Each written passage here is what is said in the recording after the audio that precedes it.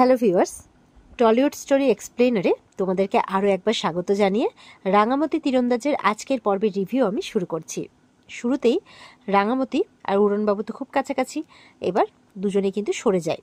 তারপরে রাঙা বলছে, শোন না উড়নবাবু, তোকে একটা কথা বলবো, প্লিজ রাগ করিস না। শোন না, আজকে তো আমার খেলা আছে, তো তুই থাকিস না আমার সাথে ওখানে, মানে তোকে কিচ্ছু করতে হবে না, তুই চুপ করে বসে থাকবি, শুধু থাকিস। আসলে তুই থাকলে না আমি একটু ভরসা পাবো। আসলে এর আগের বারটা যেরকমটা হয়েছিল, যদি ওরকম কিছু আবার হয়, মনটা একটু খুঁতখুত করছে আর কি।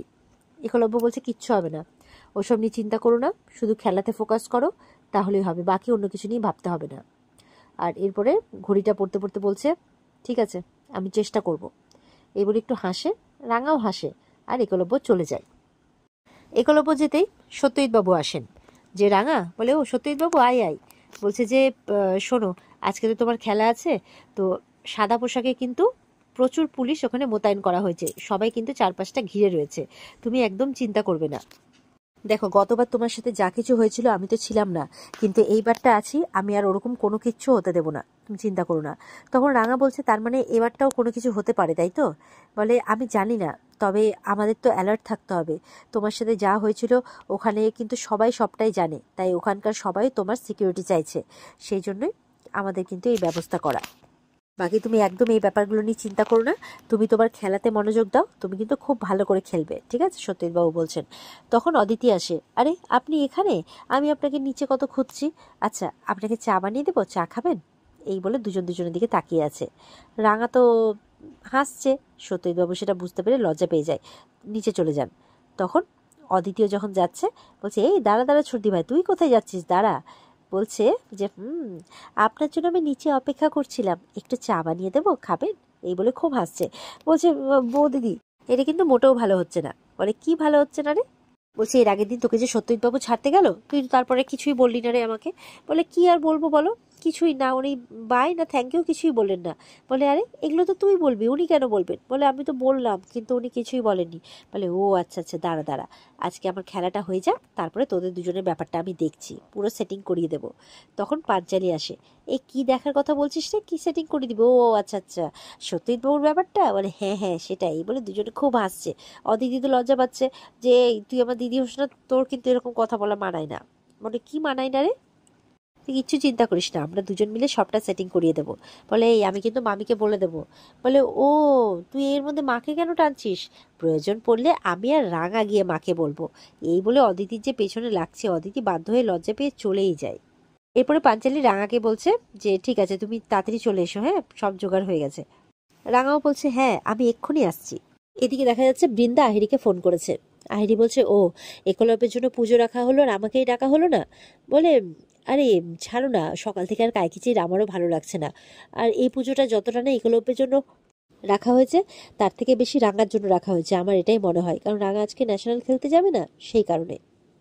তুমি একদম চিন্তা করো না, দুটো দিন সময় দাও আমাকে, আমি এই বাড়ির ভোলি পুরো পাল্টে দেবো। বলে, মানে কি করবে তুমি? বলে, দেখোই না দুদিন পর আমি কি করি, তুমি এইসব নিয়ে বেশি চিন্তা করো না তো, তুমি গিয়ে ঘুমাও যাও। এরপরে সাত্তকী আসে। সাত্তকী এসে বলছে, দেখো তো লয়ারকে ফোন করতো, আজকে বিকেলের মধ্যে পেপারটা দিতে পারবে কিনা দেখো।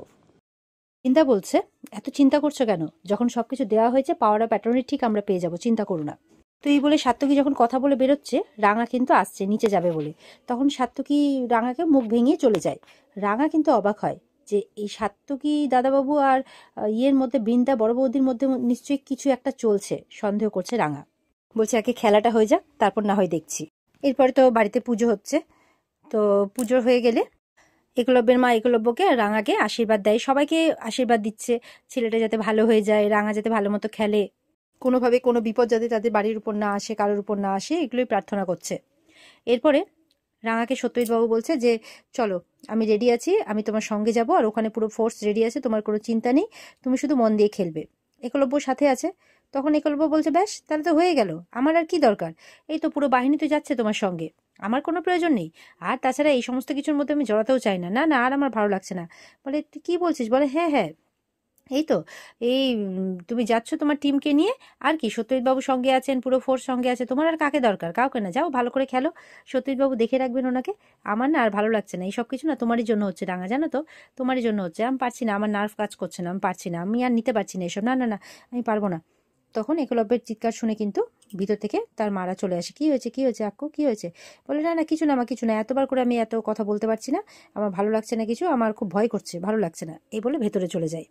তো তার মনের পরিস্থিতিটা বুঝতে পারে একলব্যের মারা। রাঙার তো মন খারাপ হয়ে যায়।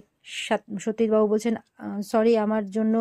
তখন একলব্যের মা বলছে না, আপনি যেটা করছেন একদম ঠিক করছেন, রাঙার প্রোটেকশনের খুব প্রয়োজন, এর আগে তো আমরা দেখেছি, সুতরাং আপনি সঙ্গে গেলে আমরা একটু ভরসা পাবো। আক্কুর মনের অবস্থা ভালো নেই, আপনারা তো সবাই জানেন, তো চিন্তা নেই, আমরা আছি, আমরা আক্কুকে দেখে রাখছি, আপনি রাঙার সঙ্গে যান যাতে ওর কোনো রকম অসুবিধে না হয়। এই বলে রাঙাকে নিয়ে যাবে। তখন রাঙা বলছে না, আমার কারোর সাহায্যের প্রয়োজন নেই, আমি একাই যেতে পারবো, কাউকে লাগবে না আমার।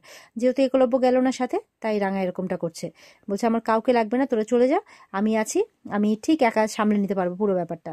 পাঞ্চালি বলছে তুই এরকম করে জেদ কেন করছিস বলতো রাঙা, তোকে আমরা একা ছেড়ে আমরা শান্তি পাবো বলতো? তখন জোর করে রাঙা যেতে না চাইলে রাঙাকে তার মা বকা দিচ্ছে, এই খবরদার কিন্তু একদম জেদ করবি না, এই বলে রাঙা তখন সত্যজিৎবাবুর সঙ্গে চলে যায়। যাওয়ার সময় ওষুধর উড়নবাবুকেই দেখে যাচ্ছে, এরপরে রওনা হয়ে যায়। এদিকে রাঙামতি কিন্তু তার খেলার জায়গাতে পৌঁছে গেছে, চারপাশটাই খুব ভালো করে দেখছে, কোনো অসুবিধে নেই, কিন্তু মনটা ভালো নেই, যেহেতু তার উড়নবাবু তার সঙ্গে আসেনি। ওদিকে বৃন্দা আর সাত্তকী গেছে, উকিল আসবে বলেছে এক জায়গাতে পাওয়ার প্যাটার্নি কাগজটা দিতে, সেটা নিতে। তো উকিল আসে, এসে তাদেরকে সেই দলিলটা দেয়, বলছে এখানে পরিষ্কার লেখা আছে যে আপনাদের বাবা মা আপনাদের সমস্ত সম্পত্তি আপনাদের নামে করে দিয়েছে, মানে নবারুণ বাবু আর পমিতা করে দিয়েছে। আর এইটা যদি কোর্টে নিয়ে গিয়ে চ্যালেঞ্জও করে এই দলিলটাকে, তাতেও কোনো লাভ হবে না, কারণ পুরো অরিজিনাল ভাবেই কাজটা করা হয়েছে। তো এটা শুনে তো খুব খুশি হয়ে যায় দুজনেই। আর উকিল বলছে আমার টাকাটা, তখন বলছে হ্যাঁ ট্রান্সফার করে দিয়েছি তো, বলে ও আচ্ছা ঠিক আছে। তো তারপর তো উকিল চলে যায়। এরপর বৃন্দার তো খুব আনন্দ, বলছে যাক এতদিনে আমরা আমাদের কাজটা হাসিল করতে পেরেছি, চলো চলো তাড়াতাড়ি বাড়ি চলো, বাড়ি গিয়ে এবার ওদেরকে মজা দেখায় যে আমাদের সাথে খারাপ করার ফলটা ভোগ করুক ওরা এবার। তো এই বলে সাত্তকী কিন্তু দেখা যাচ্ছে পুরো চুপ করে গেছে, আর কোনো কথা বলছে না। বৃন্দা যাচ্ছে কিন্তু পেছনে সাত্তকী আসছে না, কি ব্যাপার?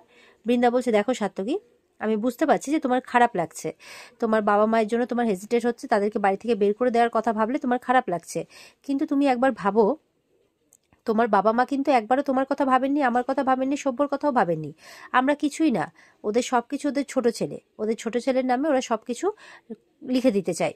আর সব থেকে প্রিয় হচ্ছে ওদের সেই গ্রামের মেয়ে রাঙা। হ্যাঁ নিজেদের মেয়েকে ভালোবাসেন, কিন্তু রাঙাকে সবচেয়ে বেশি।